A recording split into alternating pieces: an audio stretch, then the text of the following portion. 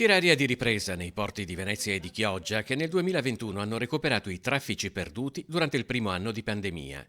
I dati resi noti dall'Autorità di Sistema Portuale del Mare Adriatico Settentrionale certificano per il capoluogo la movimentazione di oltre 24 milioni di tonnellate, per un quasi più 8% di volumi totali, in cui a far da traino è il settore commerciale, più 14%.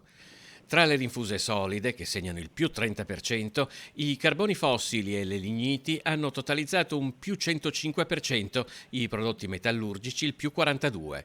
Meno bene i cereali e le derrate alimentari, che perdono rispettivamente il 18 e il 5%. Anche le rinfuse liquidi hanno registrato una leggera sofferenza, stimabile quasi al 2%. Sempre a Venezia nel 2021 il settore container ha perso 15.250 TEU, meno 2,8%, un dato condizionato dal rialzo dei noli marittimi e dal bilanciamento tra container pieni movimentati in import ed export. Il porto di Chioggia ha superato la movimentazione di 1 milione di tonnellate, più 16,7% di volumi totali rispetto al 2020, in aumento sia le rinfuse liquide che solide. In crescita del 35% anche il general cargo.